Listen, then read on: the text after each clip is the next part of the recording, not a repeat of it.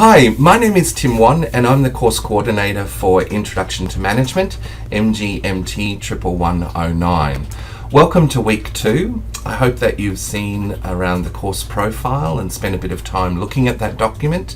I'd like to draw your attention to the policies and procedures that are part of that document.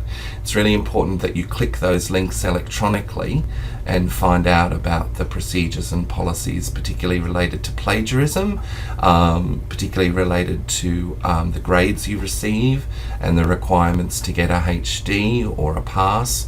They're all found in those documents in the policies link in the course profile. You also will have seen by now the guide to completing your first assessment. That assessment is a research book, and the guide is quite comprehensive about how you format all of the particular elements of that guide. There's also been questions from students about the content of the guide, where I've provided clarification on exactly what's required from your assessment. And I would also encourage all students to have a look at those forums, and why not post a question? Why not ask me something?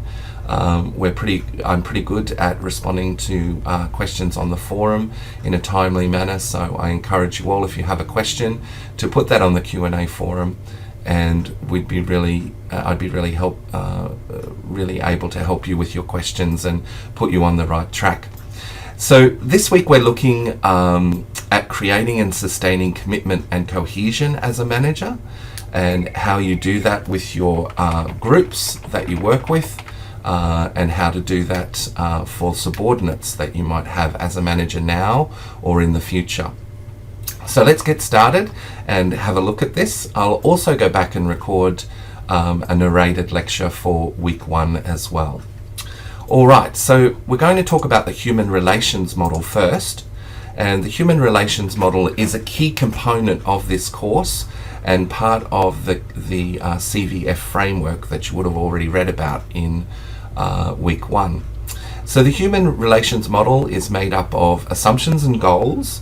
It also contains paradoxes, which you would have read about in week 1 from the text, and competencies that you have to develop so that you can produce great results as a manager, and so that people like working for you and going that extra mile and providing excellence. So let's get down and have a look at the human relations model. So there's criteria of effectiveness. Its criteria of effectiveness is to have commitment, cohesion, and to develop morale in your staff. So you want your staff to enjoy coming to work. You want them to be committed to the job. You want them to tell you about any problems that they may have trying to meet their goals and requirements. And you want them to work well as a team. You don't want people coming to you and saying, oh, I can't work with Melanie, or Melanie's a problem for me, so I think that we should get rid of Melanie and then I'll be able to be a great manager. That's never a solution for a manager to do that. It's really important that a manager works with the team that they have and gets the best results from that team. So if the human relations model is to succeed, it's built on you establishing commitment, cohesion, and morale among your subordinates. So means ends theory. So what this means here is that there is a requirement to do things with this model where the ends that you come to are justified by the means that you use. So really it's about carrying out the strategies in relation to the human relations model and making sure that people are following the appropriate course of action to achieve the goals that you've predetermined and preset. So how do you achieve this outcomes of the human relations model, which is really what means ends theory means? Well, you have to provide and create an environment where your staff are involved. So you have to create involvement, and you have to try and get them committed to the goals that you set for them. Now, sometimes you might think that you just sort of set the predetermined goals, communicate them well, and then people are going to follow those strategies to complete the goals that you've preset. Sometimes people don't have the same goals as you, So you'll need to make them committed to your goals, and that's the strategy that you'll use as part of the human relations model. So there's an action imperative. What do you have to do above all to succeed with the human relations model? Well, you must collaborate. So you must hear and listen to your subordinates. You must understand what they're saying and where they're coming from. And so collaboration is really the key to success with this model if you employ this model as a manager. And you will need to employ this model from time to time in certain environments. So emphasis, where is the emphasis here with the human relations model? It's on participation, conflict resolution, and consensus building. So where there's conflict, you have to resolve it positively. You have to encourage participation from your subordinates to make sure that they are involved in the process and excited by the process so that they can achieve the goals that you've preset. And you must build consensus. So a way to do that is to be an effective communicator. So culture, you're really developing a clan type culture with this approach to management. You're really trying to develop people that stick together, people that tell each other where problems are, don't hide information from each other, and really work together to achieve those preset goals. So it does lead to these paradoxes, and I've had a few questions from students about what a paradox is. So the paradoxes with the human relations model is by developing your self-awareness, you can increase your capacity for making personal change. So you need to be a very self-aware person to be a good manager employing this model. So you're very aware of how you're perceived by others. You're very aware of how they react to you. You're sensitive to that. You're able to read emotions on people's faces, and you're able to get ahead of that and anticipate where potential conflicts may be. You need to involve employees in decision-making processes, but this can slow down the planning that you do as part of your management role. And I'd encourage you to look at the CLOs for the course, and you'll see that planning is one of the key areas of management, along with 3 others. And I'll trust that you've looked at those CLOs and found what those other 3 are. So planning is important when it's efficient, but involving employees in the decision-making process and collaborating can slow that down. So that's a paradox of the human relations model. You want to involve everyone, but you want to be very efficient in your planning. And they're 2 ends that often conflict. And a good manager resolves those paradoxes by choosing the appropriate strategy. So collaborating means that you want to build employee commitment and cohesion by encouraging them to voice different ideas and opinions. Now, this can lead to conflict when people have different views of things, and they might be in conflict with you. And if you don't resolve that, if you don't try and actively work to get a positive outcome, then you're going to have a paradox. You're trying to do something, but you're being stifled by doing that, by using that strategy. So be aware of those paradoxes in management. Don't let them slow you down from being a great manager. Don't drop your bundle and say, well, I can't solve this problem. You need to use a lot of creativity as a manager to deal with paradoxes that occur with management. All right, let's go to the next slide. Collaborate core competencies. So collaborate is really the ideal strategy to use to achieve the outcomes of the human relations model. So you've got to understand yourself and others if you're going to collaborate well. You have to communicate honestly and effectively with people. So be ethical, don't lie to people, tell people how it is, tell people as soon as you know what the situation is, pass that on to them quickly. If you do that, if you are a good communicator, then people will start to trust you, and trust is an important aspect of the human relations model, and that's one way to develop collaboration, through trust. You've got to mentor and develop others. You've got to care about their progression. You've got to care about what their problems are, and you have to make sure that they know that you're on their side, and that's what mentoring and developing as a manager is all about. You have to manage groups well, and you have to use leading. You have to use that strategy to be out the front, Sometimes leaders lead from behind, but you have to be a leader who's prepared to be out the front, say, this is where we're going, this is where I want us to all head. If you can't do this, you might not be with us at the end, but this is definitely where we're going.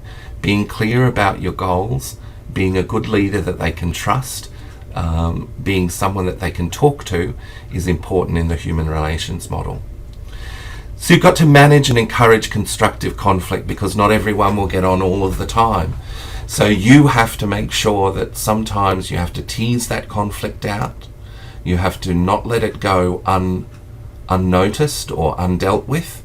Bring it to the surface, deal with what the problems are, gain consensus, and that collaboration will continue. So I guess it's about being brave too. You have to be very brave as a manager to say to people, look, you've got a problem with Melanie, you've got a problem with me. Let's make sure that we deal with this so that we can make sure that we can all work together effectively and collaborate and let each other know what any problems are.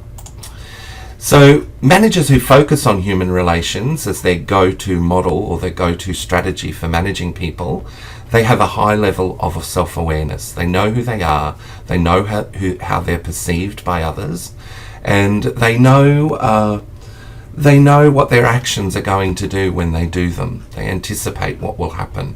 So they're very forward-looking managers who focus on human relations. Maybe that's you, maybe that's not you, but you will have to develop that skill or this competency, and we have activities to develop that through this course.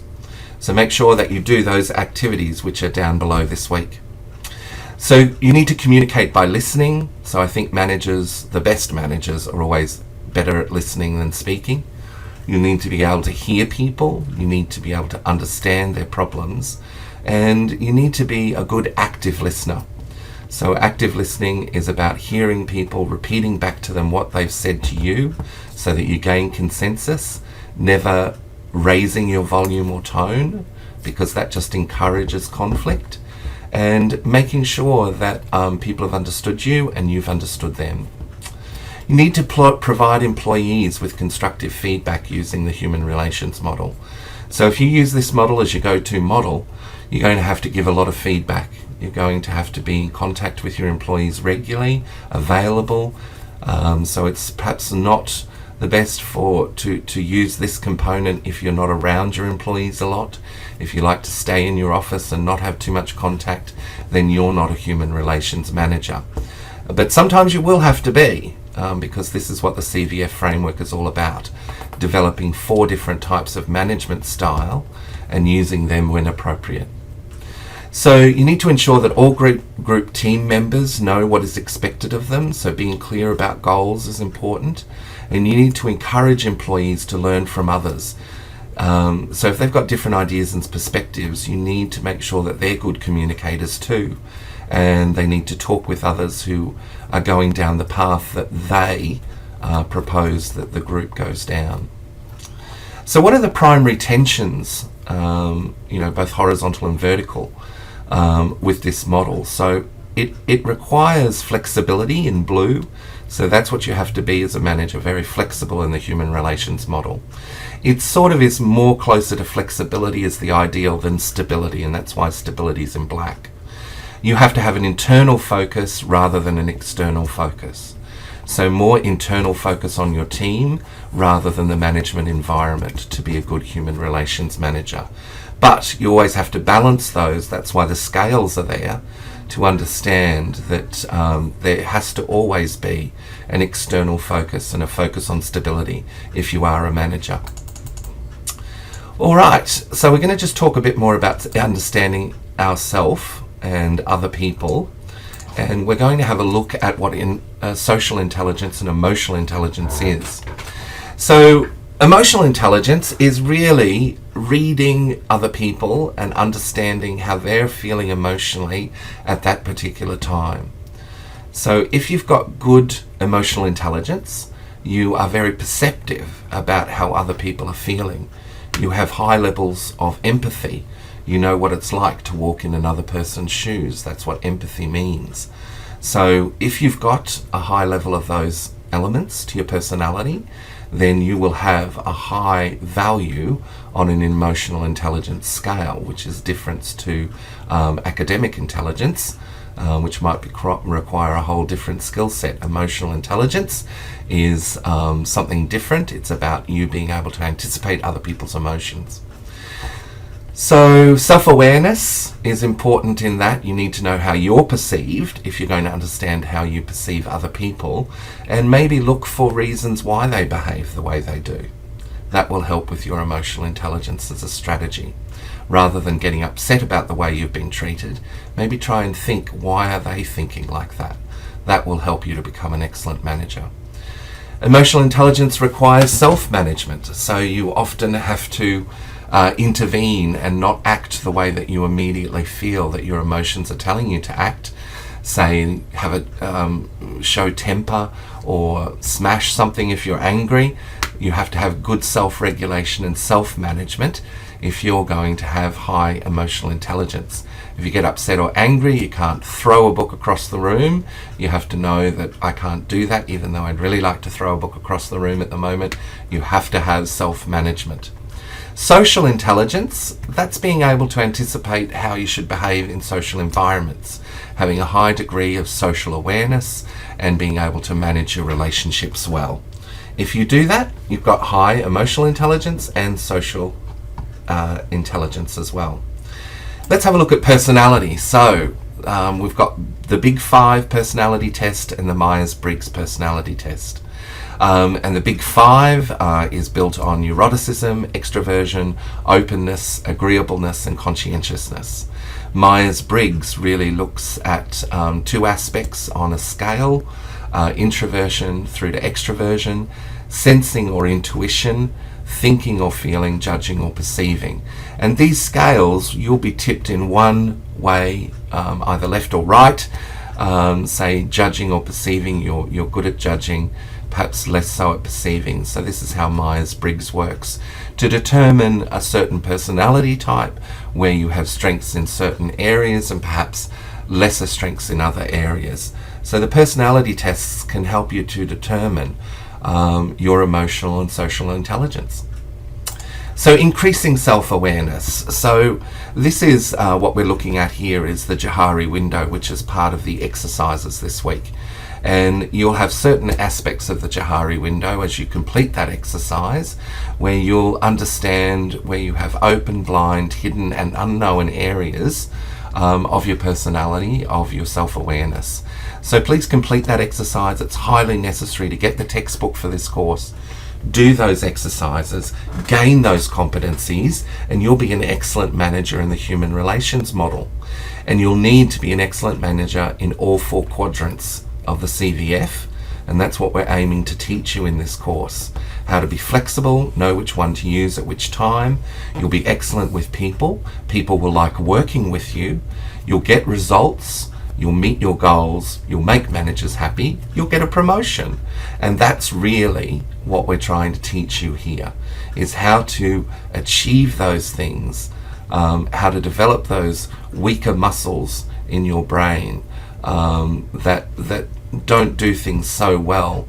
And if the human relations model, as you're reading this, you're thinking, that's how I do things, there's going to be just as many students reading this and saying, I do things a different way. But when those rational goal model and the other models come up, you'll be able to develop that competency and work in that area to achieve excellent outcomes, be a wonderful manager, and get promoted. Another important aspect of the human relations model is your willingness to ask for feedback. If you're a good human relations model manager, you're going to ask for feedback. You're going to want people to tell you what they think about you and how you could improve. And that's important, that you don't take those things personally, that you're open to hearing new information about yourself, that you don't get annoyed when people say, I think you could do things a little bit differently. You really open your ears and listen and do less speaking. So you need to be aware that you're receiving other person's perception. It's their perception of you. It's not necessarily the truth about you. That will allow you to hear sometimes quite negative things that can be passed on in the workplace about you and about your management style. But remember, it's the person's perception. It's not the truth. and what you do with the feedback is really important. So ask specific questions when you're getting feedback. So what day was it? When did it happen? How did I treat you? How did you feel? How do you think I could avoid it in the future? These are excellent questions to ask when you're receiving specific feedback. Also check your understanding of the feedback. So at the end of the conversation, or if it's delivered in writing, write back and say, this is what I understand you're saying, or this is what I'm hearing from you today. Is that a good summary of what you wanted to tell me? That will help you to understand the feedback and gain consensus about how you're viewed. Also express appreciation. Tell people, thank you so much for letting me know. I'll try and do things differently in the future. Being open to feedback and what people have to pass on is important as a manager in the human relations model. Be an empathetic listener. And we talked about empathy before. It's about being able to put yourself in someone else's shoes. And to do that, you really need to empty yourself out of the feelings that you have about a particular situation. You need to remove your emotions while you're listening to what people have to say about a particular topic. Maybe they've got a conflict with your business. They didn't get good customer service, so they're complaining to you about how they were treated by a receptionist or by sales staff. You really need to take the emotion out of it from your point of view. Don't start trying to answer the problem or provide a solution until you've fully heard someone. So empathetic listening is really about not trying to solve it when you're hearing the problem, but concentrating on what the problem is. You need to pay attention, so nodding and saying, yes, I hear you. That's really important to actively do while you're empathetic listening. So use those skills. Make sure that the person knows that you're listening to them. Don't look away. Don't lose your focus. Don't be on a phone call when you're trying to listen to someone and do two other things at once. Concentrate on them. Make sure you're paying attention. Accept the other person's reaction. Accept what they have to say to you. Say, thank you for passing that on. What I'm hearing today is that you've had this experience with our company. You weren't very happy by it. We've let you down on delivery dates, whatever it might be. Make sure that you agree the problem before you start solving it.